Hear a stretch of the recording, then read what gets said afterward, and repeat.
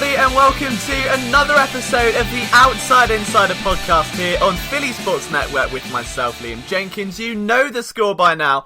All things Eagles related from the last 7 days, wrapped up, put inside a cannon and fired at you in a it's like a happy cannon, like one of those ones that fire confetti. That's what this podcast is. So if you're new around here, if you haven't yet subscribed, now's the time. I mean, technically every time is the time to do so, but I'm putting my foot down and saying it's right now. We are on Apple Podcasts, Spotify, YouTube, Spreaker, Stitcher, iHeartRadio, Google Play, and I've heard cheeky little rumours that if you go to a yard sale, which we call car boot sales, just like in the film Gremlins, where there completely wasn't a yard sale, you will find me randomly on a table, ask how much it is, get told it's $3, you feed the podcast after midnight, and you get this. So that is everywhere you can listen. If you're listening to this on YouTube, which again, I know so many of you do, if you would be so kind as to hit maybe Apple Podcasts in the description, leave 5 stars, and then never click it again, that would help me a lot. That's the best way to help this podcast grow. And I know I've got something to answer for here, because I go into every show now with the weight of Eagles blockbusters on my shoulders. Every week I now sit down to record and I feel pressure, because if I mess these clues up, if I make them too difficult or too easy, the wrath of the hashtag Toyboy Nation, which I think is still sticking, will come for me. So, on that note, we've got to get to last week's episodes, and I can happily confirm there was more than a few correct answers, which is great news for everyone involved, because it means that Connor, who won last week after I wound up for the classic Carlton Agadosi answer, isn't alone this time, whether he did get them right again. So that is your challenge every single week. There were so many entries, like my email was just spammed with entries this week, so thank you so much.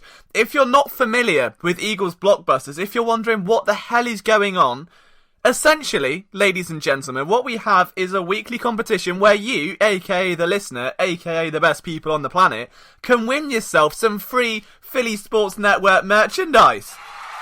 Now, I'm playing a sound effect there, I can't hear that. Oh, there it is. Applause. There we go. Free merchandise. That's what we like. It's not stopping. It's not. There we go. Free Sportsnet, free PSN merchandise. All you've got to do is guess the cryptic clues that are referencing a player on the Eagles' current 90-man roster. We may have to shake it up, because going through 3 a week, in a few weeks, because my maths is terrible, we're going to run out of names. So, we're going to shake it up. But as of right now, you get 3 cryptic clues every week. You guess the name of the player. You email it to me, phillysportsnetwork@gmail.com, or you DM me on Twitter @LiamJenkinsPSN. That's your entry submitted. All the correct answers go into a wheel, which I spin, and then a winner gets picked, and you win a shirt. It's that simple. So, if you're waiting for last week's, like a puppy waiting for his biscuits, this is what you've been waiting for. Clue number 1 was, along the trail you'll find a stone. Trey Elston. See, Trey Elston. That might be among the best we've had. That was brilliant. A lot of people got that one. Number 2, this was especially tricky because you had to do some digging here, especially if you have no idea of anybody that plays for the Arsenal football team. The clue was Finding Nemo meets the Arsenal football team. Bruce Hector. Alright, Bruce the shark from Finding Nemo. There's a player for Arsenal called Hector Bellerin, I think. So, that's that one. Question 3. I've heard that man's blind. What? Jay's uncle... Oh, I've ruined it already. What? Can't Jay's uncle see? That was the... We'll go it again. I've heard that man's blind. What? Can't Jay's uncle see?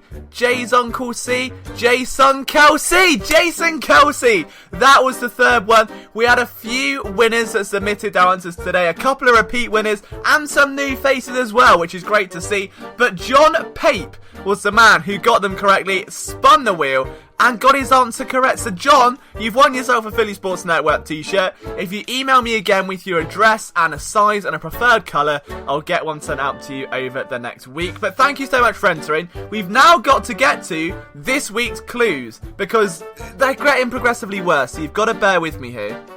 But again, thank you to everyone that entered. This is literally like my favourite thing. It's so funny seeing everyone really have to dig deep for these clues. So, clue number 1. I've lost my dog. Can you help me find it? I've lost my dog. Can you help me find it? That's clue number 1. Now, clue number 2 and clue number 3 are a bit musically driven, alright? So I'm going to sing to you for the first one. You're going to fill in the blank of a name that will fit. And then number 3 is just a little bit of a normal clue. Now, clue number 2 pays homage to the incredible band Atomic Kitten. And I'm going to change up the words here to make it Eagles related. And I need you to fill in the blank with the name that fits the end. Now, the song is Whole Again. It is an iconic song, got me through many a breakup. Looking back on when we first met, I cannot escape and I cannot forget how we are the one. You still turn me on because you signed da-da-da-da.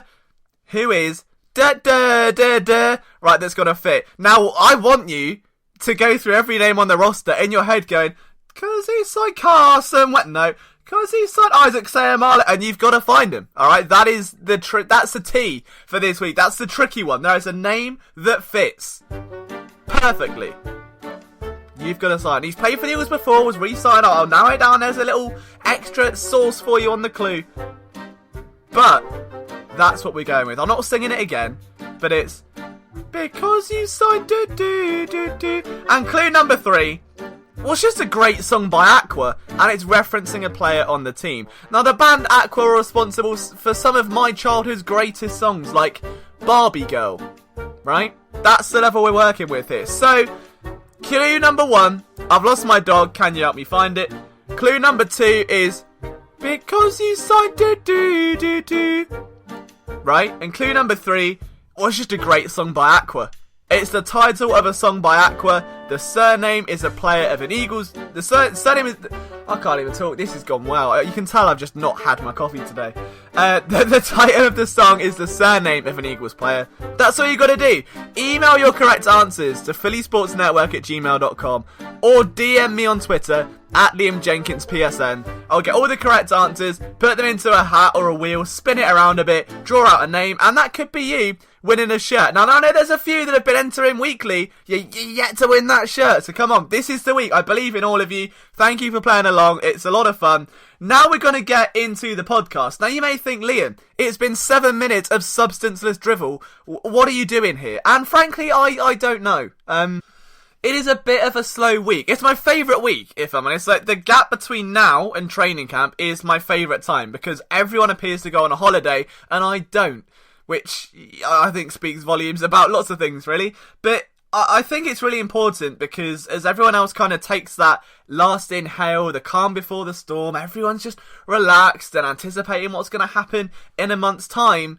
That as a journalist and someone that's doing this full time, I've got to kick out as much content for you guys as possible. I've got to be snorting lines of just pure Eagles news and getting it out to you. Like, I have to be on my A game because otherwise I'm not going to live. So it's as simple as that, which means that we have to get inventive, we have to get fun. And there was literally no news this week, to the point where people were kicking off about the Eagles' recent announcement that there will just be one open practice to fans this year, and it will cost them $10 on entry. Now, the cost, it does go to charity, it does go to their autism drive, which I think is perfect.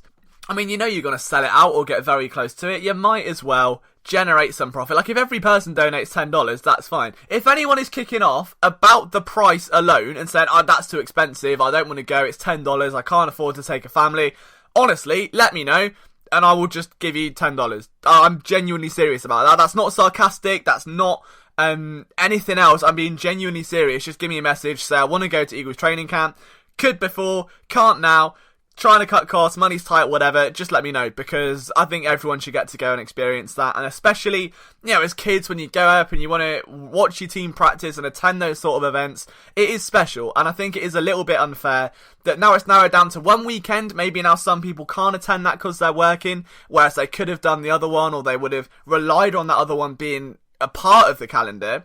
So if for whatever reason you can't go, or that $10 is gonna, I suppose, hamper that and maybe stand in the way of you going, honestly, let me know and I'll take out of a business expense and give you. I'm not expecting like thousands of you now, because I might, you know, we'll put a limit on it, but the first few people that reach out, absolutely, because I think everyone should get to go.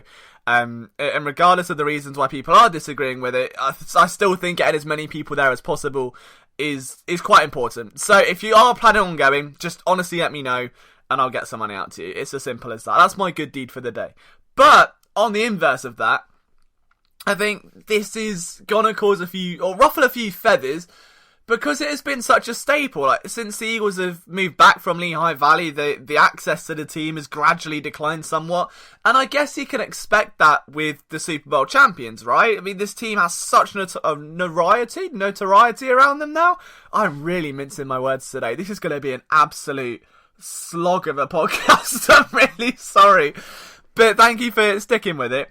I think that there is a right to be a bit annoyed, but mainly about there being one practice and not two. Nothing to do with the cost. The cost is great. Again, if there's anything I can do with that, that's fantastic. But even I've noticed that since I've been covering the team, I remember when I reached out first it must have been 2016, the team were really, really helpful. They got us on credential lists and stuff. And then I remember after the year they won the Super Bowl, I went to apply for a training camp credential and was just told that they're at capacity already. And this was back in must have been April, May.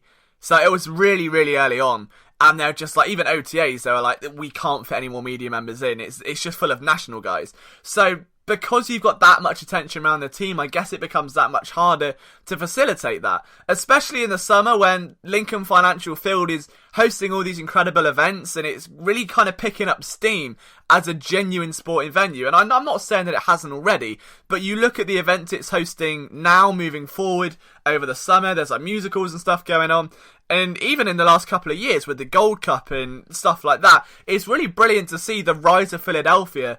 And I think the draft helped with that massively. The amount of people that showed up for the draft shows that this really is a passionate city that everyone knew already. But now third parties outside of the NFL or guys that don't have franchises in the city want to host their events there because they know the attention it's going to get. So I think that has something to do with it, but it wouldn't surprise me if, given the amount of backlash and how upset fans are, that they wouldn't even open up one. I can see them opening up something down the Novacare, letting a few hundred fans in on the sidelines or something. That really wouldn't shock me in the slightest.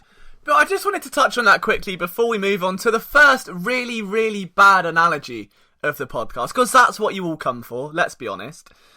And if you haven't seen Game of Thrones, this won't make much sense. But I want to reference the Battle of Winterfell here. And it's in regard to what the Eagles are going to do between now and the start of training camp. And I'm not meaning they're going to climb onto Lincoln Financial Field and start shooting arrows at dead people. But I think there are some similarities. Now, I think it's important to note that the team still have $24 million in cap space after the Carson Wentz extension. So immediately arms are up in the air saying, "Oh, Liam, where is the Carson Wentz deal? What's going to happen to Malcolm Jenkins? Surely they can pay him now." And I'd absolutely agree with that. The issue is that I think it's going to open up a very different kind of discussion. During the Battle of Winterfell, okay, I can't remember whose decision this was, but they basically took all the women and kids and shoved them down in the crypt. Alright, in the area where it's all safe, it's underground, all the battle rages up top, all the flashy battle scenes, it's fantastic. But they put all the women and the kids, the guys that are essentially going to continue on those generations, protect them down in the crypt, right? Thinking, what's the worst that could happen? They've been there for thousands of years, no one's going to get down there, and we'll protect them. We'll protect our foundation. You see where I'm going with this? And then, when the Night King, aka the salary cap, just waltzes in and raises all the dead people in the crypt come out and then kill everyone. Well, they tried to kill. I don't think they actually killed anyone, but that one placeholder woman, she died. Outside of that, I think everyone was safe hiding with Varys in a corner. The point was, it wasn't a smart move. Why? Because they forgot about the foundation. They were so forward thinking, they were so ahead of the curve, thinking, right, we're going to light the trenches, we're going to have all this, and Daenerys is going to fly about on a dragon. I've just ruined that entire episode. If you've not seen Game of Thrones yet, I'm very sorry. And then they just forgot, yeah, we should have probably thought of that, because that's kind of important. Let me roll you back to 2016, when Howie Roseman made a very prominent decision to start a different direction around building this team. That direction involved cornerstone players. We're talking Malcolm Jenkins, they signed Brandon Brooks, They signed Nigel Bradham to a 1-year deal, who later signed a monumentally huge deal. And those are the 3 players that I'm talking about here. Because, as of right now, there was a report that came out from Jeffrey McClannington, the old Stay in Your McLean. That's a name for a pod. Why has he not got a podcast called Stay in Your McLean? That's fantastic. Anyway, he put out saying that, there are 2 players who want new deals, and this could be what's holding up Malcolm Jenkins, which makes sense. You think, right, who's going to be a free agent next year or the year after? No, old Jeffreyington insists that that it's Zach Ertz and Lane Johnson. Fine, I understand the 2 are playing at prolific levels. Zach Ertz is setting records because he's having the ball spammed to him every single play.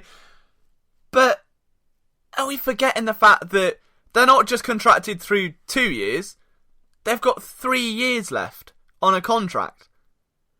That's sort of like going into work after just taking a new job and complaining within 2 weeks, going, I'm not paid enough, want a pay rise. It's like, Steve, mate, you're a signed forklifter for 4 years. You've been here a week. Now, don't get me wrong, you've been lifting those tiles with absolute precision. I've not seen a single spillage. But, come on, Steve. So, I'm not buying that at all. I think that Ertz and Johnson may absolutely want new deals. I don't think they're pressing for it. That's just, no. The 2 players, if we're going to pick 2 and we're going to follow Stay in Your McLean's rule, I think are in the same free agency class as Malcolm Jenkins. I think were signed at the same time as Malcolm Jenkins. Now, I'm talking about Brandon Brooks and Nigel Bradham. Now, Nigel Bradham especially, and both players, you can make a really strong case that they should be extended this offseason. Now, I don't think it's necessarily going to happen. I've got no inside information on this. I've not reached out to anyone. This isn't leaked info on it. It's just pure speculation, so please take it at face value. But if we are genuinely going to look at this roster and see players who think, hey, the Eagles have 24 million cap space, who deserves it? Brandon Brooks is recovering from a torn ACL, has 2 years left on his deal at roughly about $11 million each season. But he's coming off that Achilles, I beg your pardon, not an ACL. He's coming off that Achilles where now we may miss a couple of weeks to start the year. If you're ever going to cash in on a 29-year-old right guard who has not allowed a sack since week 1 of 2016. Now, I hadn't hit puberty at that point in week 1 of 2016. I'd like to think I have now. I still don't think so. But that shows you how long. So I was like, 21? 20? It's 3 years almost. He's not allowed a single sack. Now, the Eagles have been able to retain all 5 of their Super Bowl 52 offensive line starters. Brooks has, in my opinion, been one of the most underrated cogs of that line, or even the entire offense, since arriving in Philadelphia. Constantly underrated. You never hear it. The only time Brandon Brooks ever comes up is either he hasn't allowed a sack since 2016, or he's overcome his battle with anxiety, and he's done phenomenally well. His actual play does not get the credit it deserves. It's the battles he's overcome, like this injury, like his battle with mental health, or it's just how elite a pro football focus that is. Week to week, it's always Lane Johnson or Jason Peters. Which is fair, I get it, nature of the position. But with a lineman, you don't notice them unless they're doing something typically bad. That's the way the cookie crumbles. So for Brooks to be silent week to week kind of says all you need to know. The guy's a complete monster. Now, if we look at his contract and the way this is structured, after a restructure of his own, the Eagles have a potential out this year, but he's going to cost $8 million next year, $7.5 million the year after that.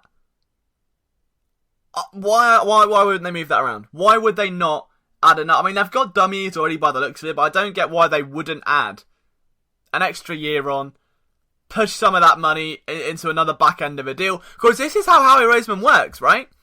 It's backloading deals, it's moving it into bonuses, it's adding dummy years. It's sort of, again, like taking credit cards out and going, I'll pay for it later, it's fine, don't worry about it. New plasma TV, lads, don't worry, get it in here. Andy Berry bloody loves SpongeBob, he wants to watch it in HD, get him that TV.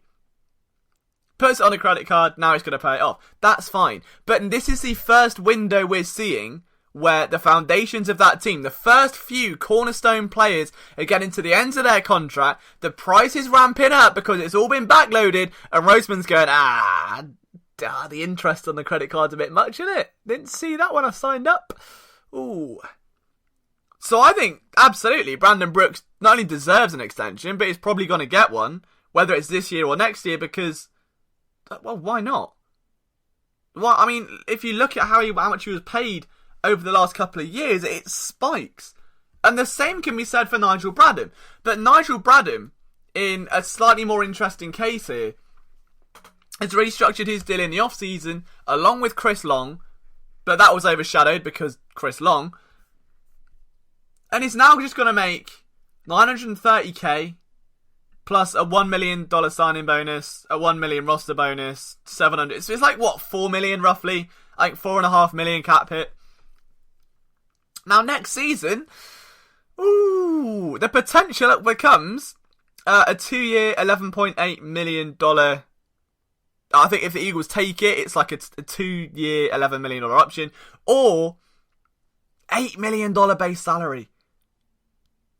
$8 million. Then it goes to 10 in 2021, 10 in 2022. That's a lot. That is a lot of money. And I mean, of the $40 million, he's only guaranteed 14 of it. So, it's really difficult to say, well, what are they going to do with Nigel Bradham?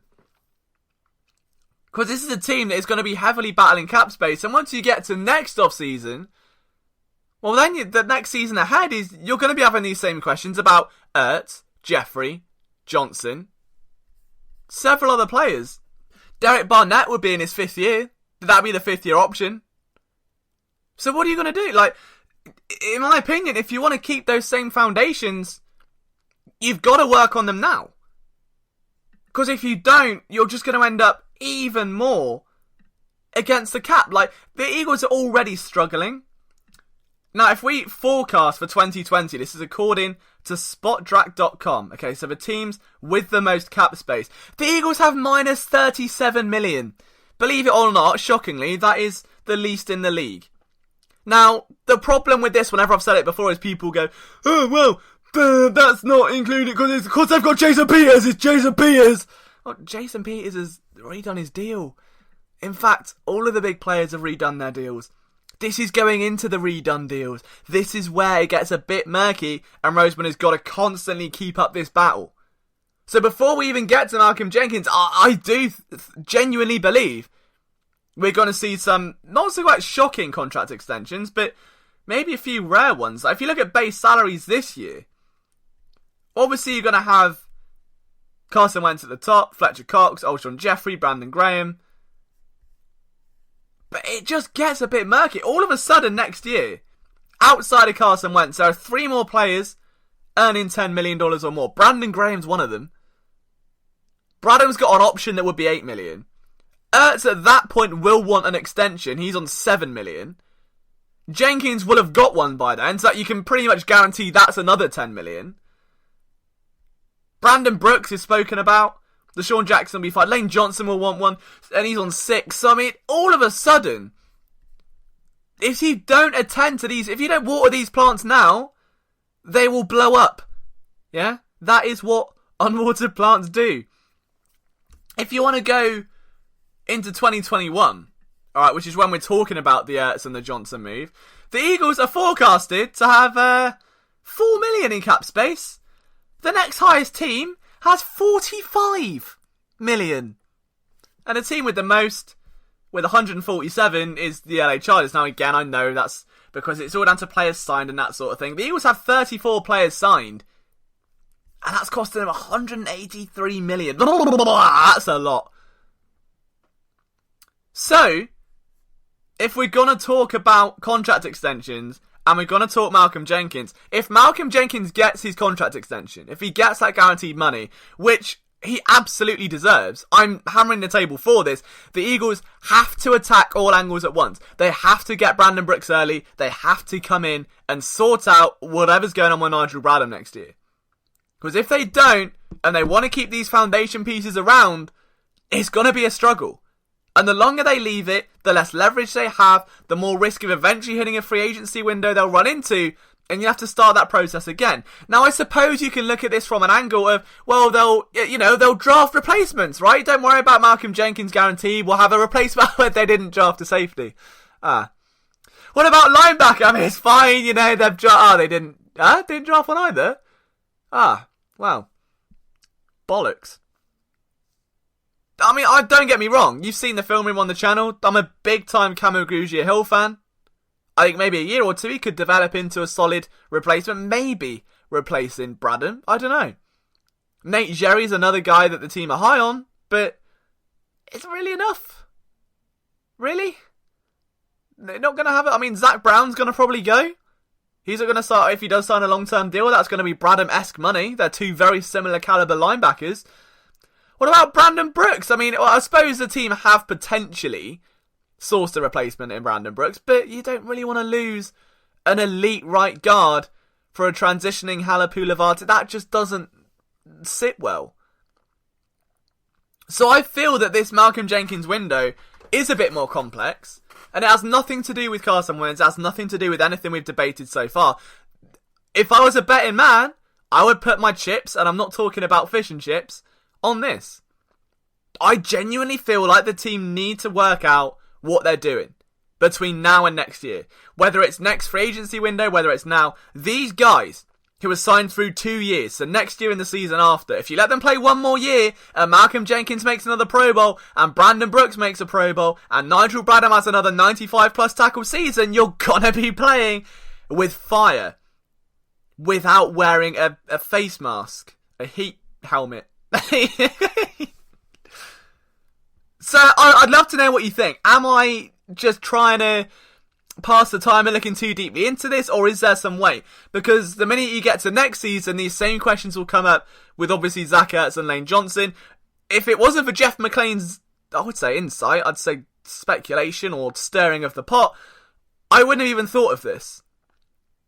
But there's a good chance that is what's holding up these talks. Let me know what you think if you've got YouTube. If you're on YouTube, comment section below.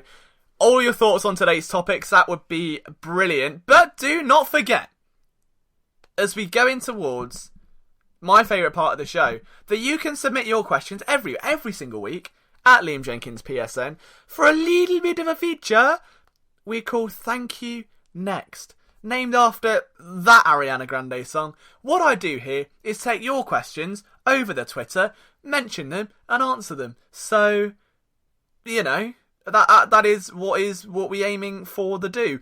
We're going to start things off with a big thank you next to Ignatius813. It's almost Enrique Iglesias, but it's not. Ignatius813, KRG's been a big time listener of this show for a while, so we're going to kick it off with a big thank you next, KRG. Who are our starting linebackers? Thought seems to be young, fast and physical, though Zach Brown is an intriguing linebacker. Bradham seemed to slow down some last season, and that's a valid observation. If I'm going to start right now, you've got to kind of view this as to what defense the Eagles are playing. Are we looking at nickel, or is it base, or is nickel becoming the base? I'm not sure. But if we're talking three linebackers on the field, it'll be Bradham, Brown, and Camu Grugier-Hill for me, with LJ Fort kind of coming in different sets and that sort of thing. If we're looking at nickel, probably Brown and Bradham, but it wouldn't surprise me if they run nickel as a base defense and you have Brown and Bradham, then they switch out for KGH and LJ Fort. That to me is probably the most likely option. If they will be the second linebackers, maybe see 30 to 40% of snaps a game, sort of like what you see with the defensive tackles and defensive ends. That really wouldn't shock me if they get that linebacker rotation, because like you said, LJ Fort is a stallion. I would say runs blitzingly fast. That's probably a bit deceiving, but he zips around the same way as Grugier-Hill. So if you're in a run defense situation and it's going to be against a guy, let's say for instance in Chicago with Tariq Cohen last year, those are the guys you want on the field. If you're facing a more of a north-south runner, that's where you put in Bradham or someone to lock up those bigger tight ends. Zach Brown is a brilliant penetrative force. I feel like outside, that's where you want the speed. So it all depends on matchup, but that'll be the way I look at it as of right now. Thank you. Next, win or we learn. I was going to say that win or we learn, and I feel like that's not a word, so I'm going to say it's win or we learn. Who do you think finishes the year as CB1 and 2? That's interesting, because you didn't say start the year, finish the year. And obviously being the biggest Ronald Darby stan on the planet, because I just bloody love it when he tackles. I had a dream last night that Ronald Darby missed a tackle, and I was on the field as a linebacker, wearing number 21, because favourite number, and everyone just started going at me because I laughed. And they're like, no man, you should be supporting him. And I was like, huh. So that's where I stand on that front. I think finishing the year at CB 1 and 2, if Derby stays healthy, Derby, I don't think he will because it's Derby. I am going to guess Maddox and Douglas, any of the in that order. I think Douglas will be CB2, Maddox CB1, Jones in the slot. That's got me a hard on. So that is, make that what you will. But no, I think that would be the way to go. It's interesting. I feel like Jalen Mills, I've said this before, has the least leverage he ever has. He's missed OTAs. He doesn't have all the momentum in the win behind him. He's hardly coming off an emphatic season, is he? He's missed OTAs with injury. He's in his contract year. He's not exactly costing the team a lot. So there could be some slight hustle and bustle there. CB1's a bit tricky because the Eagles just decided to pay Ronald Darby to, $2.8 million or something crazy. So I don't know. We'll see. I mean, as of right now, if I'm going to put money on it, by the end of the year, Maddox and Maddox and Douglas. I think it's nice and simple. I think it's $4.5 million that Ronald Darby's getting, so it's not a gracious amount of money, but we will see. I think it'll be a fun battle to watch, but we may even see a shot come training camp. And of course, Cravon LeBlanc is going to start wherever Cravon LeBlanc wants. Also, Cravon, if you're listening to this, you follow both my Twitter accounts, and then you're playing hard to get, alright? I've sent little emails out to you. Answer them, please, or I will cry. The people need to hear their champion. Anyway, moving on. Thank you next at Mac and Me. Sort of like Marley and Me, but the sequel. He says, do you think getting sacks from the edge will be a problem this year, given both assumed starters BG and Barnett? I always said Barnett. That's so British of me. Average a sack roughly every 3 games. Ooh! Ooh! Mac and Me coming in with the SARS! Oh, okay. Bit of a sly dig there. Bit of a, I can't even hear that. A bit of a backhand. Ooh! I don't know what to make of that. That's a bit of a tough question. I think, I don't know about getting sack production because you've got Vinnie Curry back as well. And what Vinnie Curry did was sort of everything but finish, right? He was like, it's like the equivalent of buying a Subway and then them not putting ranch sauce on it. Like, what are you doing? You've just got salad and vaguely warm meat that will go cold the second you sit down. You need some ranch sauce. Vinnie Curry is a foot-long Subway without the ranch sauce. So I think that what he did do with that, though, is that it opened the gate for the defensive tackles to feast. That's why Fletcher Cox was so good. That's why we saw such almost inflated production in 2017 from the pass rush. Obviously losing Michael Bennett is huge. He was one of the most productive pass rushers in the league, and Chris Long had one of the best pressure ratings of anybody last year. So it's really tricky. I think there's probably going to be a drop in sacks from the edge, but there may be an increase in sacks from the interior because of the extra guys you've got. Josh Sweat is going to have to step up. You're going to have to see impact somewhere along the line from Sharif Miller. We know the team are high on Joe Ostman. And with a guy like LJ Fort who can line up, come down and maybe blitz from the outside and pick up tight ends. Malik Jackson who can play the 5-tech as well if needed. That's important. So I think that the versatility of the interior guys is really going to take some of that weight off. Will stack production drop from the outside? Probably. But I think it's going to increase for the guys inside just because of the rotations they've got. Thank you. Next, Kuya2941. Folker JD, the legend. He's going in the Canton version of the Outside Insider podcast. The guy's a Hall of Famer for these questions. I remember when people saying we couldn't afford to re-sign Brandon Graham. Look how much we've done on top of that. Can you please recap? Hashtag thank you next.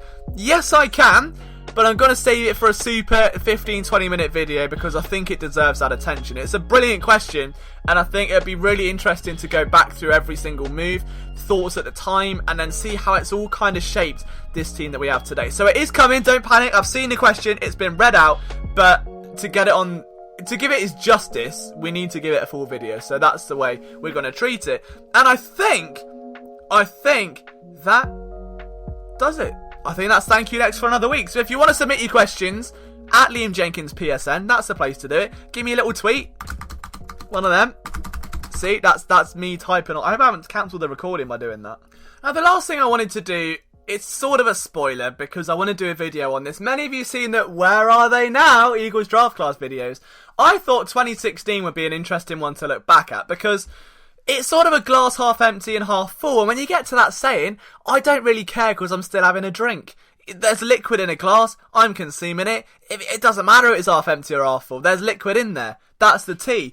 But it's interesting to go back and look because I genuinely feel as though you can look at this draft class with two different lenses. Like, you know when you go for an eye test, I don't know if you have this in America, but if you go to the opticians and they put those really weird straining glasses on you and get you to read letters across the room on red and green cards, and they'll be like A7Q5P. And then they'll push a button and this really fragmented lens comes down, burns your retina out and they ask you to do it again. That is this 2016 draft class. Now, at face value, if we just go through it, okay? Everyone's going to call it a success because Carson Wentz. I'm against that because the Eagles were aggressive in trading up for Carson Wentz. If you remember where they were to begin with, they traded into the teens, then they traded up to number 2. And if you trade up to number 2 for a player, especially a quarterback, he better be the face of your franchise. All Carson Wentz has done is meet expectations, which, don't get me wrong, brilliant. That's exactly what the doctor ordered. However, it's not an overall synopsis of this draft class because it's like going, I went to work today and I didn't go home early. Well done. You're meant to do that. You're meant to finish a full shift. Well done. Great. Brilliant. Because I didn't cheat in my last relationship. Well done. You stayed loyal. Good, well done. Good on you. Like, that's what this is like. So, don't get me wrong. This is fantastic. The team have found their franchise quarterback. That's what the whole aim of that was, though. Anything less than that will be a bust. For him to be really wow, that was an insane success, and he's so much more valuable than we thought, you're going to have to be Pat Mahomes level in, like, year one and keep that going forward. Because I think Jared Goff, you can look at and say has been slightly underwhelming. I know he's got to a Super Bowl, but is that not just because he's a puppet? Do you see what I'm saying? It's really hard when you're picked that high to elevate expectation. So if we go into round number 3, Isaac Seumalo, brilliant. I think, he's had some bumps along the way, but he's ended up starting just about everywhere. He moved to centre for a little bit and spent a pre-season snapping balls over the upright, out of the stadium, and sometimes into the car park. But now he's signed a big-time contract. He seems to be the starting left guard. I think he's done great. I think he may not be perfect, but he does enough. And I think the Eagles have seen enough from him, from a versatility standpoint, to come in and really just make a starting role his own. He really matured during that 2018 year. Round 5, Wendell Smallwood. Wendell Smallwood, who is just your 5th round running back, isn't he? He is the jack of all trades, master of none, and that's a problem in an offense where the backfield is built on several different running backs who all have their niches. Jordan Howard is a raging bull. You've got Boston Scott, who's versatile and a punt returner. You've got Corey Clement, who can be a slightly better zonal rusher and catch passes. You've got Miles Sanders, who is basically LaShawn McCoy 2.0. Wendell Smallwood is just Wendell Smallwood. So I don't know how to grade that. What do you grade a 5th round running back as? Has he made an impact? Yes. Has he been efficient? Yes. Would you like to see more from him? Yeah, but he's a 5th round pick, so it's weird. Then you get to Halapoulivaati Vaitai, who bizarrely I think is one of the most valuable picks the Eagles have had in that class. Started left tackle, completed it, mate. Started right tackle, yeah, done that too, mate. He's now transitioning to right guard and is somehow taking first team reps over Wisniewski. He held Everson Griffin in the NFC Championship game to 0 sacks, 0 QB hits. He's done the job. And a 5th round pick and is elevated. So, fair play. I'm impressed with that. Then you move on to round 6 and Blake Countess, who has conveniently just come home after a stint with the Rams and being their leading special team performer. So, fair play. I think that's all you can say there. Very fair play indeed. And Jalen Mills, the finger-wagging sensation, who was picked in the 7th round, has been a starter since mid-2016. So you can't really complain at that, can you? I mean, it hasn't been a great starter, but that doesn't matter. It's sort of like, being in the middle of a soccer game and scoring a tap-in and being like, yeah, you were like a yard from goal. Did the ball cross the line, yes or no? Yes, went in. Doesn't matter. Same sort of thing. So, I don't know. I find looking back at this draft class, like, how would you want to quantify that success? It's really weird. Because some of you are going to read through those names, be very strong against Smallwood, be very strong against Vaitai, against Mills. That's fair. But you're now looking at a draft class that in 2019, 3 years in, 2 of them have been extended. Then you've got Smallwood, Vaitai, Countess and Mills. There's one player not on that team. I mean, the only other player that's not on that team is Alex McAllister. Which is... oh no. Damn. That's a huge loss. So it's really weird. The only player not on the Eagles roster out of their 2016 draft class is Alex McAllister, a 7th round pick. All the others have started at some point. All the others in that class have started an NFL game. All of them have started like above 3. How mental is that? So I think a lot of people look at this 2016 class and go, Wentz was great, Sayamalo's alright, Vaitai's a bit bad, Smallwood's a bit bad, Jalen Mills is toast, Blake Countess is playing for us, Alex McAllister's gone. Or you can go, Carson Wentz is now a $128 million quarterback. Wendell Smallwood is still on the team. Isaac Sayamalo signed a contract extension. Halapulavati Vaitai, they wouldn't have won a Super Bowl without him. Blake Countess is back after being a leading special teamer in LA, and Jalen Mills has been a starter for about 2.5 years. Is that a success? It's not a failure. There's no way you can look at that and go bust, bust, bust, bust, bust. There's a few mares, but I think that if we're going to judge the start of the Doug Peterson era, it couldn't have got much more consistent. Like, you've squeezed that orange so tightly that your finger's touching your hand. You've gone through the orange. You've got every bit of juice out of that fruit.